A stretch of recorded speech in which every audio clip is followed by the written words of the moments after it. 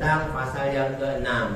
Kita baca sedikit bersama-sama. Pasal yang menerangkan tentang pengharaman penggunaan wadah yang terbuat dari emas dan perak.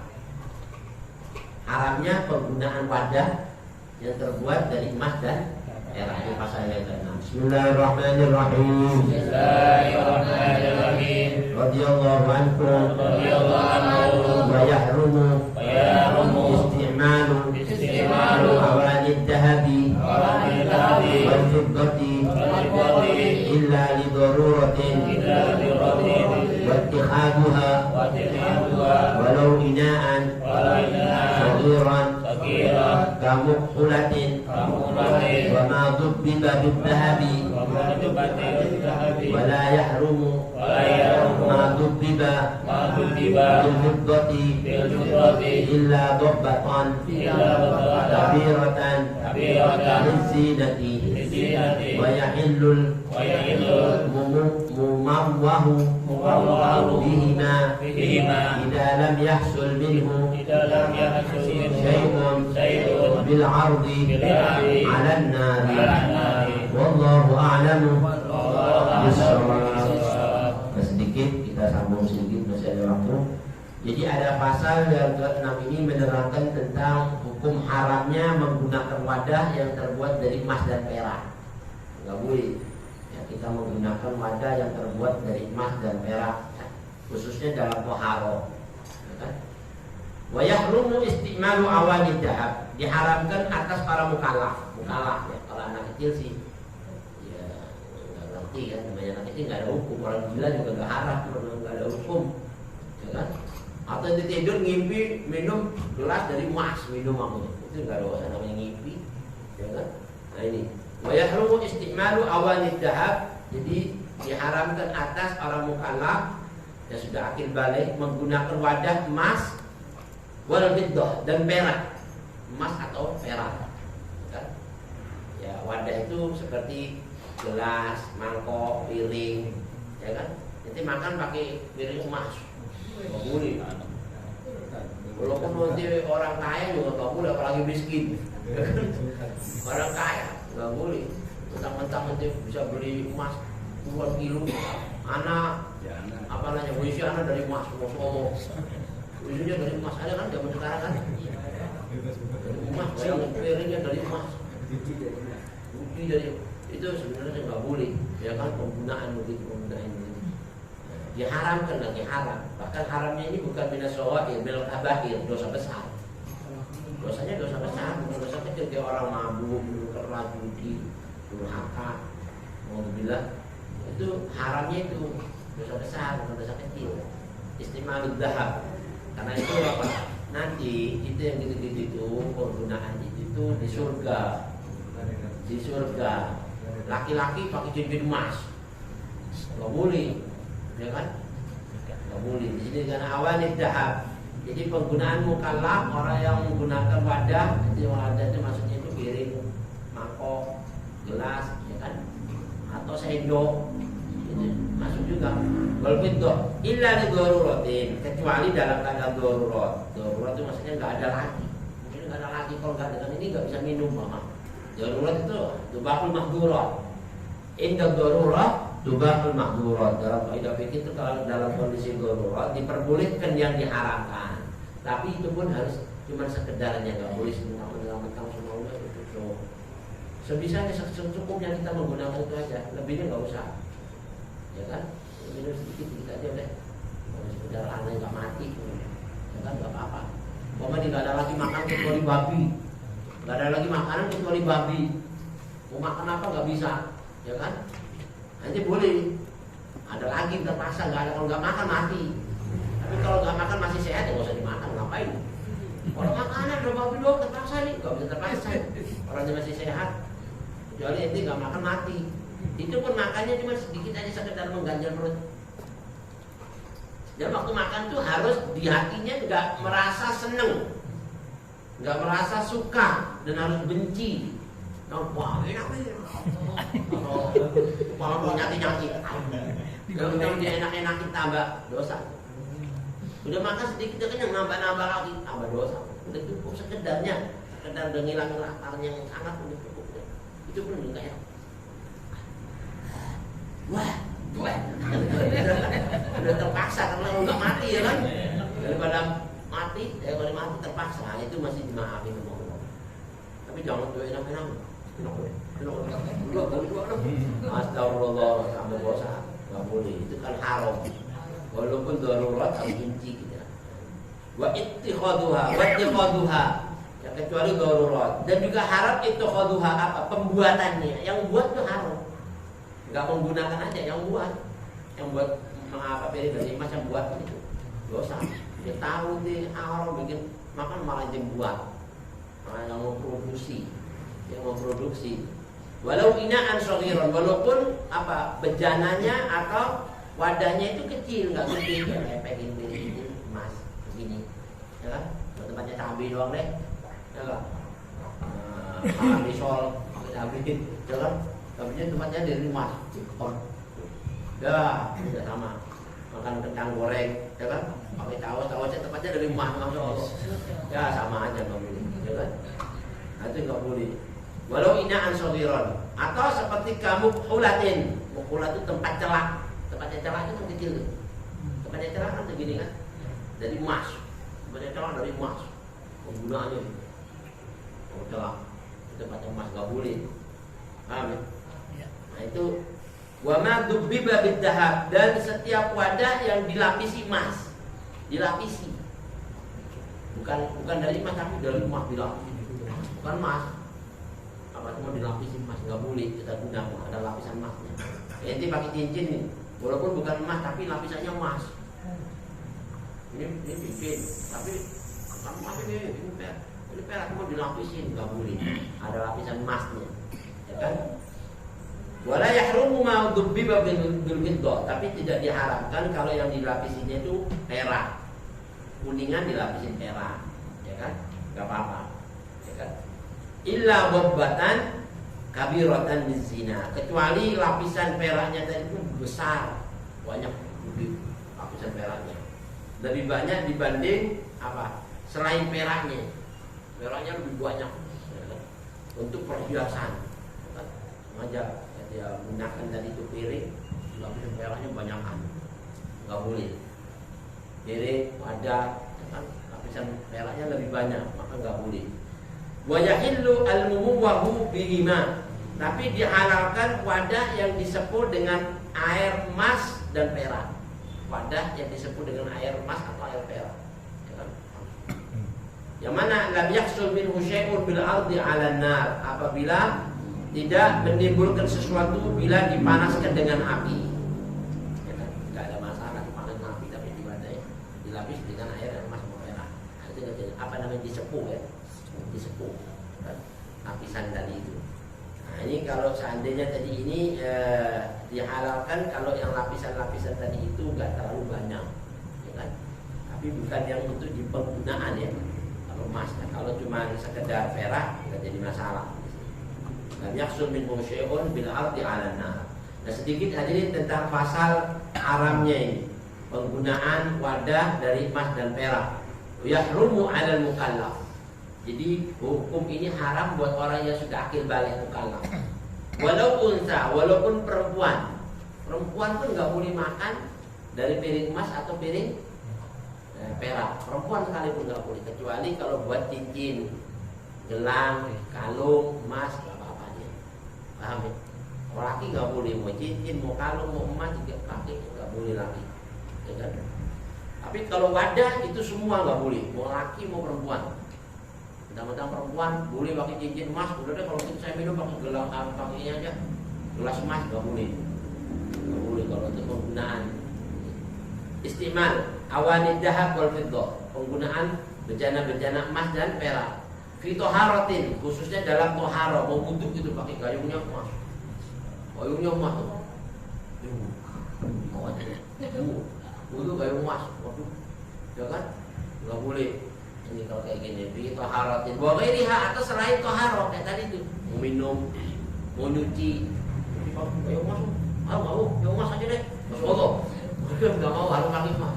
Ini kayak Pak, yang cocok kayu emas, waduh, nggak boleh, jadi haram, ya kan?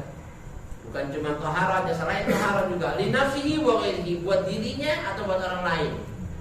Cuci buat diri saya sendiri, cuci tentang atau cuci orang lain, ini harus cuci deh. Cuci orang lain nggak boleh juga. Cuci tangan kita sendiri nggak boleh, atau cuci orang lain nggak boleh. Paham? Nah, itu maknanya penggunaan apa bejana yang terbuat dari emas. Walau saghiratan, walaupun tuh bedanya kecil. Ini gelasnya segini dong. Nih untuk lu. Nggak boleh. Buat diri kita atau orang lain untuk apa gitu. Nggak bisa. Namanya apa? Haramnya itu istimalnya, bukan masalah besar kecilnya. Penggunaannya yang haram. Kenapa jadi haram? Karena ada hadis Nabi besar Muhammad SAW yang diriwayatkan Imam Syafi'i. Apa? Dari Imam Bukhari dan Muslim, Nabi pernah bersabda, "La tashrabu fi awanid dahab wa la ta'kulu fi sihabiha." Janganlah kamu minum di bejana-bejana yang terbuat dari emas, ya kan? Wala ta'kulu fi sihabiha. Nah, ini kan hadisnya jelas, ya kan? Enggak boleh kita menggunakan apa namanya minum-minum bejana fi awalid dahab wal fiddah. Jadi bukan cuma emas aja, merah juga enggak boleh. Ya. Kalau ada orang ngasih kita apa gelas dari emas, ya kan? Itu jangan ente buat makan apa minum apa, jangan. Ente boleh miliki tapi tidak boleh penggunaan. Paham ya? Ente boleh miliki apa? Ente jual aja. Atau ente jual di lebur jadi cincin buat istri ente, ya kan, buat ibu ente, buat adik ente perempuan boleh. Ya kan, jual aja. Jangan kalau dibuat boleh memiliki tapi tidak boleh penggunaan. Dulu sahabat Nabi ada pakai cincin emas. Langsung ini aja. Allah. Mana Nabi cabut ditaruh di orang laki-laki haram menggunakannya. Abu Saruk kamu jangan dibuang sama. Kata si Abdullah bin Umar, kamu ini salah paham. Nabi itu bilang nggak boleh digunain, bukan dibuang. Bilang, terus terang ya, apa yang sudah Nabi copot dari tangan saya seumur hidup anda nggak bakal pakai sama kamu. Iya, tapi bukan Nabi itu nggak boleh dimiliki, boleh miliki, nggak mau. Pokoknya sudah dicabut, mengambil buang dia. Ya udah ambil aja, jangan ambil terserah, ambil aja dijual. Untung. Makanya masuk ini loh. Masalah dulu kan gede-gede, ya kan? Nah ini. Ya kan, repot. Wala tashrub fi awalid dahab wal fiddah wala ta'kulu fi sihafiha. Jangan kamu makan di mangkok-mangkoknya atau piring-piringnya yang terbuat dari emas dan perak. Ya kan? Sofha, sihaf itu zamannya sofha. Sofha itu apa? Sofha itu piring atau mangkok.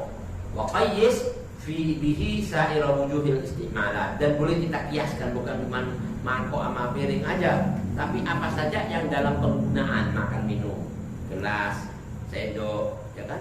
Itu kan sama garpu, nggak boleh juga. Itu semua penggunaan makan minum kan? Ya kan, ente nggak usah atau sedotan udah rumah. Nggak bayar juga ya. Nggak boleh, pokoknya yang sudah senilai itu nggak usah. Kal ihtiwa atau juga seperti apa, kandungan muatan-muatan ala mizmaratin min ahadihima, tempat pembakaran api.